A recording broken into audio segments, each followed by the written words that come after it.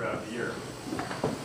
I certainly don't do the same training throughout the year. Like, that was a huge lesson that I learned, was the Ironman is a totally different animal than the 70.3. Like, look at Sebastian Kienle, for instance. He didn't do very well at 70.3 Worlds. He finished 18th, and then he won Kona a month later. So the training is very different. And Jan Frodeno touched on it too. He said that the 70.3 is much closer to the Olympic distance than it is to the Ironman.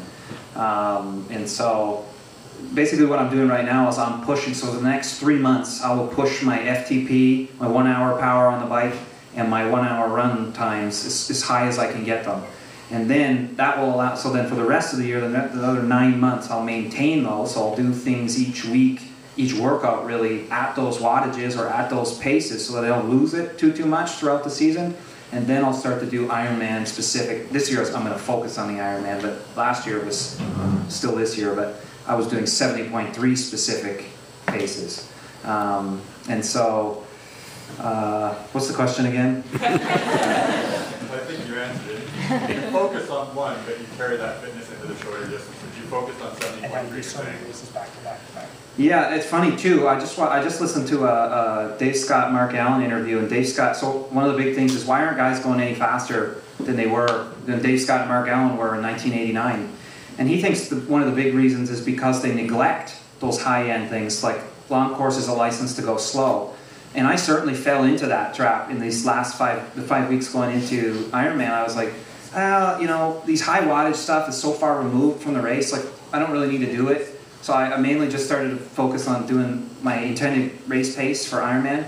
And man, I'm paying for it now when I'm trying to get back. I certainly lost over those, you know, month and a half, almost 2 months where I wasn't working the high end anymore.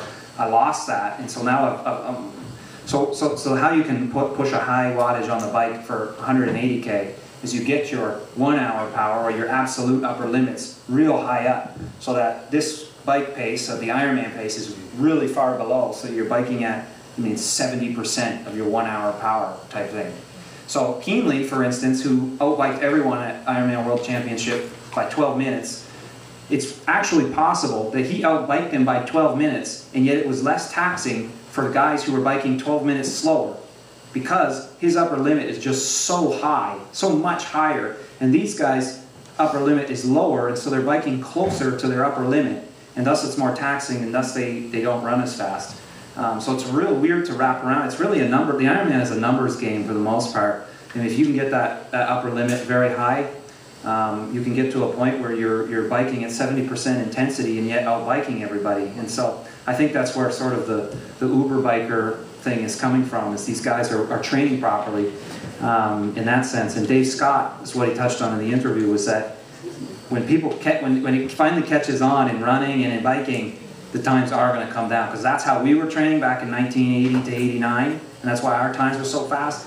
And when these ITU guys like Javier Gomez, etc., come up, they'll be so deeply entrenched in their mind to be working the top end that to bike a 420 and then run a 240 won't be something insane as it is right now.